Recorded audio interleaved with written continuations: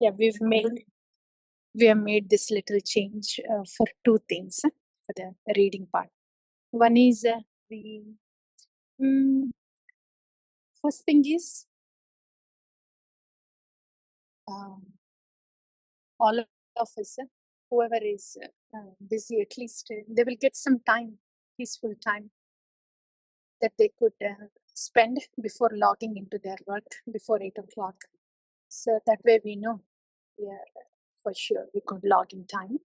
Then second thing was to hear the devotees when we are reading together. Maybe we can look and see what is it that Gaura gave me today. What is the associates of Gaura that gave today? What is the jewel that I got from Chaitanya Charitamrita today to help me sustain and to increase my taste in bhakti, like that. So what is it that the jewel that got from Chaitanya Charitamrita today? Whatever verse it is, or from Śrīla Prabhupāda purport, this particular thing, yes, this is helpful to me. This is what I want to remember. Like that.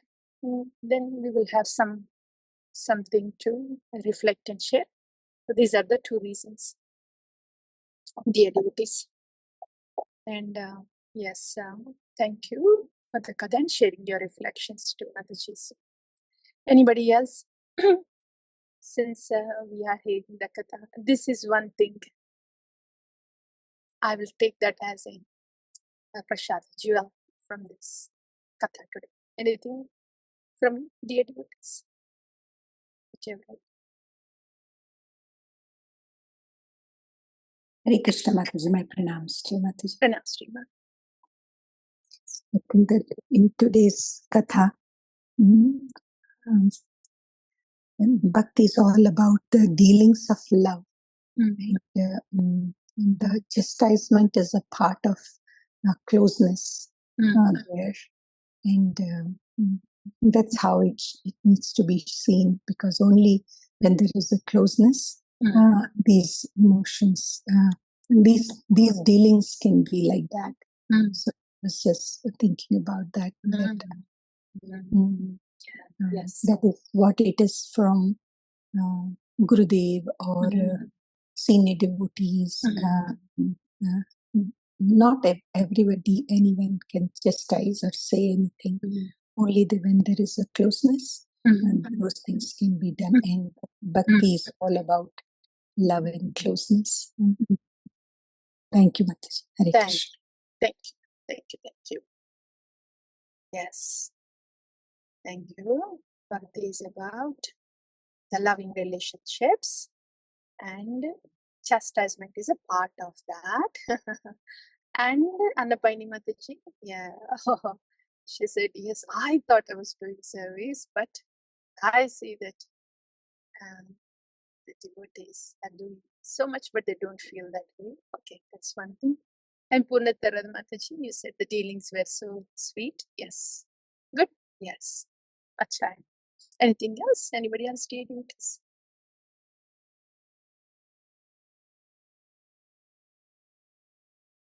What samskara did this reading so far? Even if we are hearing just passively or so, what little samskara did this Gaurāṅga bring into us?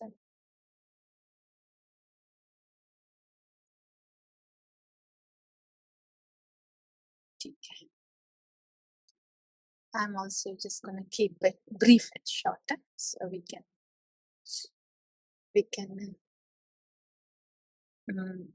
pause soon. And please let me know, dear devotees, if you are liking this format. So from my side today, my reflections. This is just sweet Gaurāṅga Mahāprabhu, and he calls Jagu. What does that little boy Jagu know? Whoa, such a privilege to be taught like that by Bhagavan.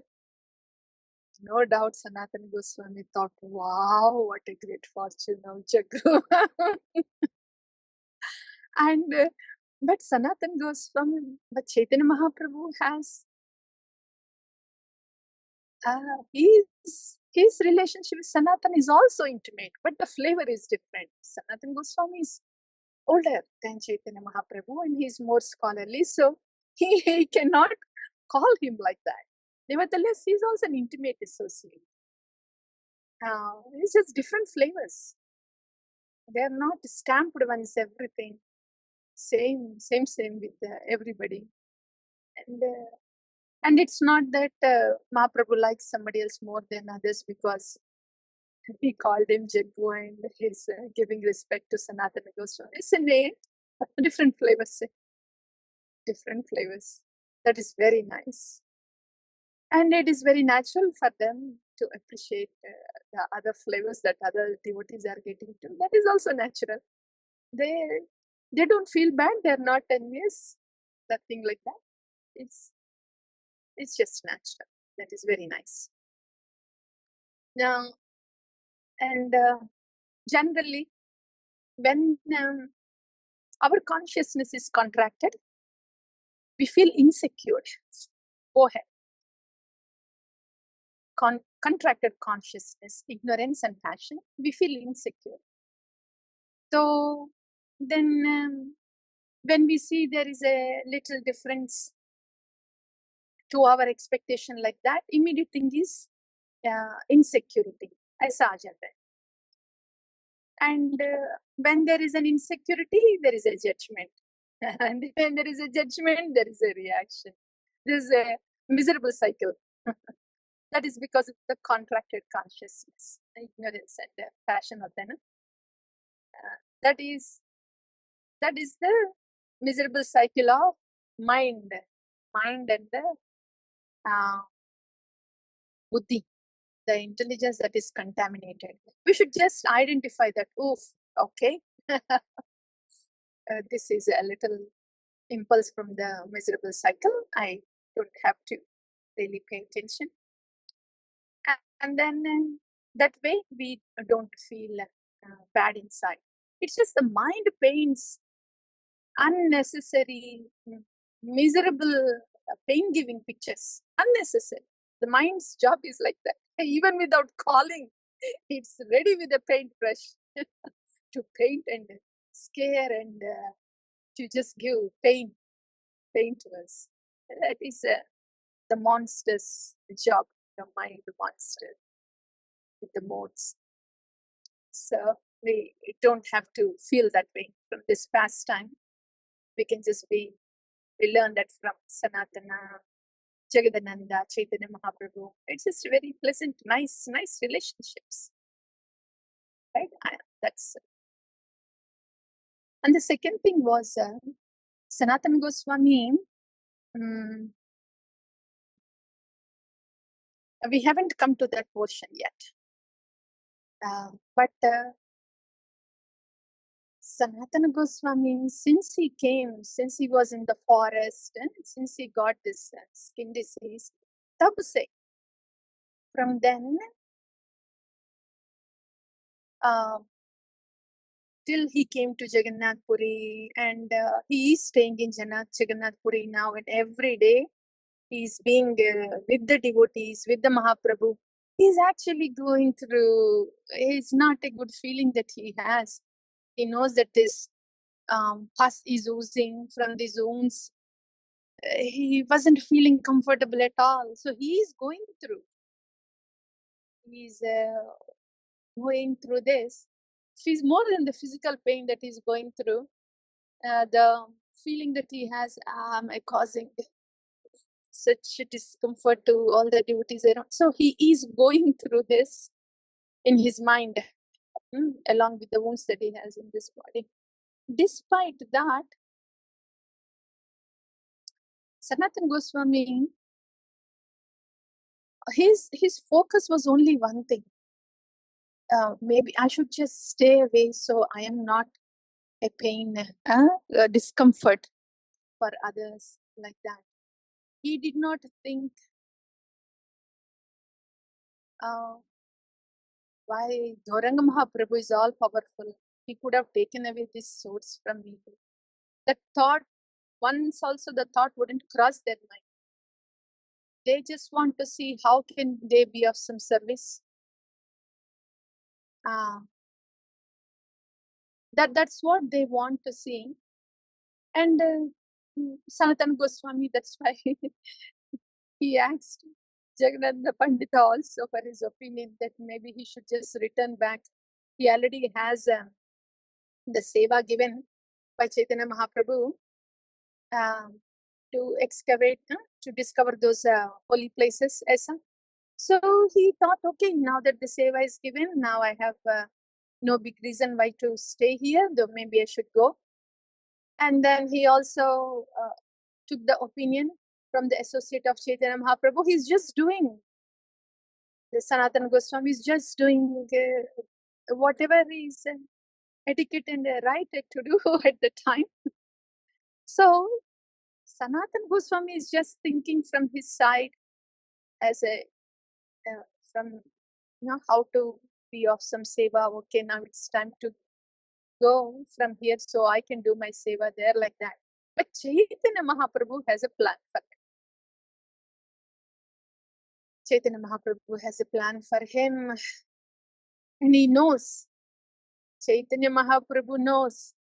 See, even before he came to Jagannath Puri, and while he stayed during Jagannath Puri, he knew that Sanatana wanted to take away his life, quit his body. He knew that, and he also knew how Sanatana Goswami is just not feeling comfortable at all with this situation on the source and to be around with the devotees. Chaitanya Mahaprabhu knows all this. And he has a plan for Sanatana. So what is it? Yeah, we will leave it to the reading as it comes. But it is like this. We may be doing our best in that point of time based on an understanding. That's all we can do. But the Lord has a plan for us. He's very loving and has a plan for us. All that we can do is, okay, what is it that I can do in this situation that can be of some service to the Lord? Though I don't feel very excited to do anything now, though my mind is saying whatever it is saying, but still, what is it that I can do to be of some pleasing service to the Lord? That's it. And the Lord is seeing this change. The Lord is sitting within. He is sitting within, and He is witnessing all the thought process, and He is seeing that there is effort put in and there is a desire, even if it is a little bit of wiggling of the toes and fingers to try to get up. The Lord sees it all. And why is He not doing a magic about this so we can jump up and joy in a minute and then be ecstatic? That's not how it works. The conditioning has to break. This is how we, the devotees, feel when the condition is breaking. This is actually, when the conditioning is breaking, the mind screams because it doesn't want the conditions to break. It has been like this so far. This is what I want. So I will be happy only if it comes this way. This is my expectation, and if it is met, only then I will be happy. Anything different than this, I will scream. That's what mind cages us. It puts us behind its bars. It conditions us, cages us, imprisons us. But Bhagavan knows all this. He's sitting in the heart. So when the mind is screaming, then when our desire is a little bit, "Nay, Bhagavan, I want to do something of some service to you." When the desire is coming inside, once some effort is going in that direction a little bit, we have to understand that the Lord is liberating us from this mind. Against the mind screaming, when there is some activity that is going on within towards the Lord, and then the body also starts moving towards the Lord in the seva, it means we have to understand that we are getting liberated. Liberated mane aisa hota hai. These are significant liberating points, dear devotees. we have to look at them like that. When the conditionings are breaking, we have to see them as merciful moments of liberating us from that imprisonment of mind. So that's the ways of working of Bhagavan sitting inside. And he gradually liberates us. And we will get to know also, ye tarika hai Thakur ji ka. Then the screaming of the mind will stop, and then we'll say, hush mind, hush, hush, hush. We will get that strength. But it starts like this. That we should identify. This is how the Niṣṭhā comes. Niṣṭhā means like this. Getting steady in Bhagavan. Yes, please. What can I do for you? More steadier, more stronger. And it becomes just a part of us. And when we go in that direction, there is not a lot that the mind can do to shake us. Then the next thing is Ruchi. Aisa hota hai. So that's all, dear devotees. That's what we have heard. I shared today. One is about the beautiful dealings of Gaurachandra, sweet dealings in the devotion. In the devotee relationships too, not all the relationships have to brand the same. Each devotee with the other devotee, there is a unique specific relationship, different mellows. Everything is good. Everything is good. And second thing was, breaking the conditioning, right? Bhakti is between us and Bhagavan. Whatever we are going through, Bhagavan knows, and he is doing it for a purpose, for our own good. So we heard about that. Liberation from the clutches of mind. When we are praying and moving towards Bhagavan while the mind screams, it means liberation is happening. To get more steadier, rooted at the lotus feet of the Lord. That's all, dear devotees, from my side. So either we can just pause here, or if there is anything that you want to say, you could do that. Hare Krishna, Mataji, please accept my pranams. Yeah, pranams. Thank you, Mataji. I feel that even this, a Bhagavata has to come and tell that this is how it happens and this is what is happening. Yeah. This is what liberation is. It's not, it happens, it keeps happening on a day-to-day basis. And it's not something, at the end that you're waiting for. And unless a Bhagavata tells that, oh, this is how it is, this is how you have to look at it, it becomes, we don't know, again, the mind is only playing. I appreciated that point, Mataji, and also, what you shared about how when we see relationships and, we see different flavors, and if it is something that, the mind keeps bringing this and that, our own insecurities come up. So that was also a very nice, yes, Mataji, nice thing that you shared. It was very enlightening, actually. Yeah. Thank you, Mataji. Thank you. Thank you, ma'am. Thank you. Prabhu, please, Mataji's, all the devotees, please keep track of it. This is, as we speak, it actually happens to us on a daily, in our day-to-day bhakti. We should, when we start identifying, oh, so this is a liberation moment. Okay, Krishna, I will hold on to you, Guru and Krishna. You please give me the strength. At least you have shown me, you have informed me, these are the liberating moments that take me towards Niṣṭhā, to get rooted at the lotus feet of Bhagavan. So you please give me the strength. That's all. Identifying them in light of what we have heard from Shastra, number one. Number two, strength may not be enough at that time. Then we ask for strength. Naturally, the prayer will be for strength. And then the beautiful thing that happens is, the strength will be given, we will show up for seva. And the next thing that happens is, the fourth one, after showing up seva, as the seva goes on, the taste goes up. this taste wasn't there before, and this taste is given after this conditioning has broken. This taste that we get in bhakti is not otherwise available. It doesn't come from the mind. It doesn't come from the imagination. It doesn't come from us. But only when the conditioning is breaking, there's a greater taste that is given, dear devotees. Actually, I recall when, during Sankirtan Yatra, and the other devotees who were there, maybe they also remember, the toughest one in terms of physically exhausting was the Jagannath Yatra, when we went to the bank, outer banks. Oh, and the very next day we had to go on Sunday. Not even a finger was moving. What to think of standing up and walking? But that was what was given after that was wonderful.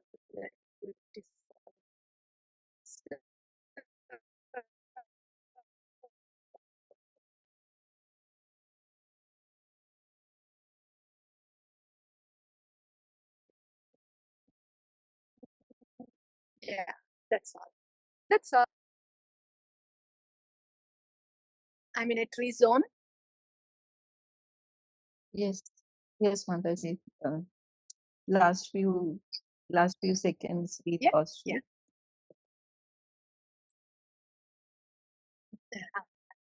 You can pick your favorite shloka, please. We can recite it.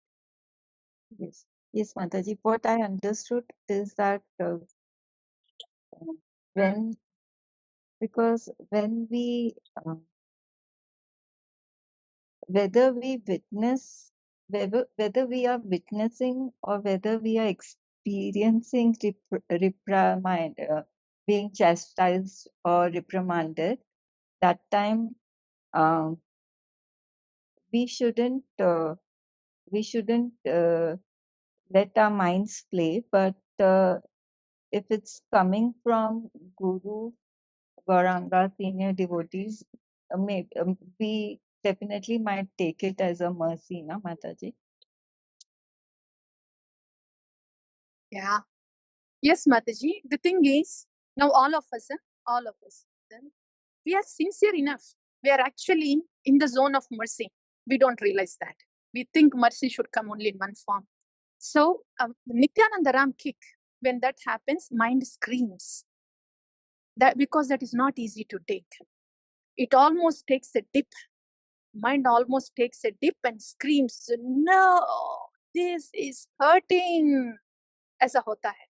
So it will not be easy to take, but immediately a prayer for strength. And then because we are already hearing that it will be like that, we have to see that as a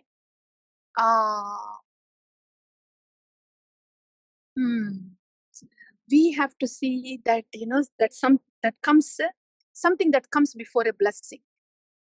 It is a precursor of blessing. Yes, we have to remember this. Nityananda Ram kick means it's a precursor of a blessing. Then when that happens to us, when our mind screams and it says, I am hurting because of this devotee or that devotee or Gurudev or whatever has happened in life, when anything related to bhakti, I am hurting. We have to understand that it's Nityananda Ram's arrangement. And it is a precursor of blessing. So we should remember, first thing is we should remember this. Then that strength also will come and we offer the prayers. Second step. Third step is we will show up for the service. Third step. And then fourth one, there you go. You have it. These are the sequences, Mataji. We can't really say, oh, it will be only a little bit. Nityananda Ram kick, general things that happen in bhakti day to day, we can just go on and not yield to what mind is saying, the negative talk. We can just go on, manage. That may not be so obvious, but Nityananda Ram kick will be very obvious because it will be really like a kick. The mind will scream. It's something that we did not expect, and the mind screams, and it feels like, oh, I'm hurting. then we have that's a different one. So when that happens, we should remember these 4 steps. Is that clear, Mataji? Yes, Mataji, very Yeah? clear. Yeah. Precursor to mercy. Kya ma? Precursor to mercy. Yeah, we want to see. Yeah. We want to see everything in bhakti like that. When there is an ouch in bhakti, we have to say, it is going to be followed by ah. Yeah. Yeah. That's because bhakti is a path of mercy. Yes, please. Yes, please. Mataji, if you don't mind, the 4th step you sort of just blanked out. We couldn't hear what you 4th said. step is a drop of ruchi is given. Not only we have crossed over a major hurdle in our conditioning, now not only that, but an inner taste, a longing, an inner taste, ruchi, a drop of ruchi is given. From Niṣṭhā, a significant leap has happened towards ruchi. Got it. Yeah. So there is internal relishment. When this happens next time, the ouch will not be big, and there is an immediate prayer and gratitude to Nityananda Ram, and there is a ruchi that comes sooner, like that. Thank you, Mataji. Got it. Yes. Okay. Shall we go for the shloka? Yeah, only one more thing I also understood from what you said is that when we witness such a close, intimate relationship, maybe between Guru and another devotee, and we haven't reached that state yet, wherein we share that kind of mellow with great devotees and Guru. That time also we need to have the mood and attitude of being grateful to having witnessed that kind of relationship and not be be envious of that. Yeah, we should identify that it's a great blessing, especially when it is happening directly from them. It is actually kicking into the temple room. If we don't identify it that way, if we do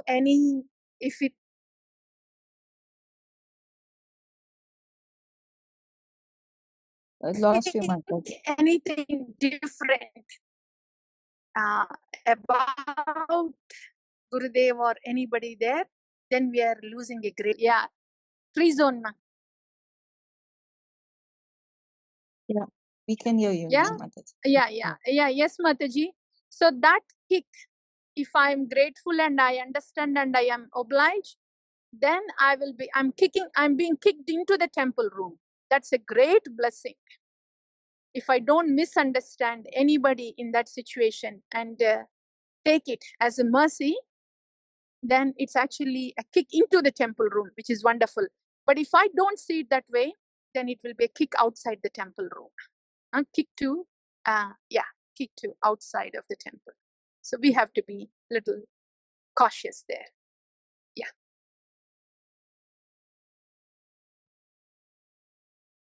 Thank you, Mataji. Got it. Yes. I share the verse for today.